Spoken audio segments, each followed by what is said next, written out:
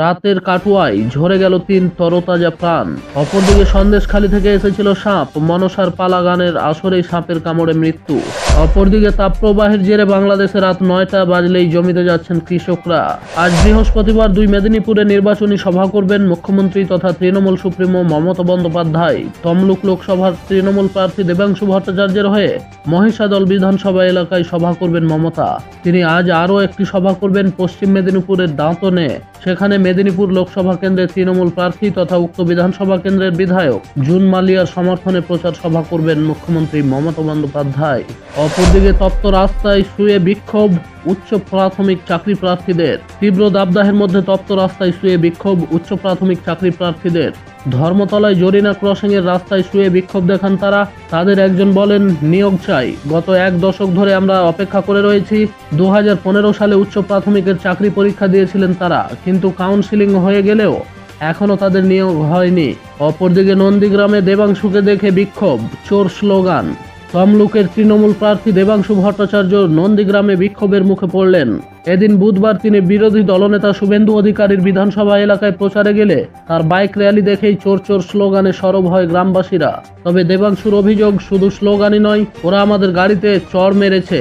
এটাই বিজেপির সংস্কৃতি। তার কথায়, আমরা সারা রাজ্যে এমন শুরু করলে ওরা সামলাতে পারবে? প্রশাসনকে জানিয়েছি, দেখা যাক কি হয়। অপরদিকে দ্বিতীয় দফার ভোট ঘিরে তুঙ্গে প্রস্তুতি। দ্বিতীয় দফার ভোটে দার্জিলিং, রায়গঞ্জ, বালুরঘাটে ভোট রয়েছে শুক্রবার। ইতিমধ্যে ৩ কেন্দ্রে প্রায় ২৭২ কোম্পানি কেন্দ্রীয় বাহিনী মোতায়েন করা হয়েছে। সঙ্গে রয়েছে প্রায় ১৩,০০০ রাজ্য পুলিশ। তা নিয়ে ডিসিআরসিতে প্রস্তুতি এখন তুঙ্গে। ভোটকর্মী সংগ্রহ করছেন প্রয়োজনীয় কাগজপত্র। বুথে বুথে পৌঁছে গিয়েছে কেন্দ্রীয় বাহিনী। খতিয়ে দেখা হচ্ছে বুথের নিরাপত্তা ব্যবস্থা। বাড়ানো হয়েছে কিউআরটি টিমেরও সংখ্যা।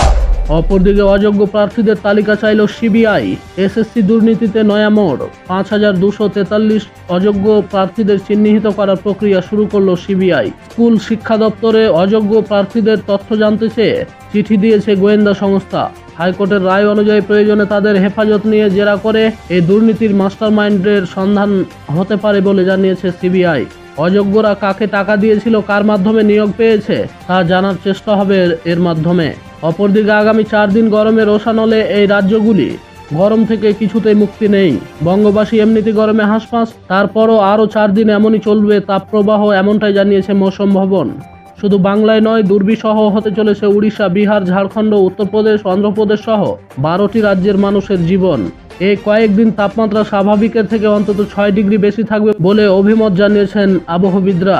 বঙ্গে দুর্গতির কারণ হিট আইল্যান্ড আবহবিদদের একাংশের মতে এই কারণে তাপপ্রবাহে ভুগছে বাংলা। আসলে বিষয়টা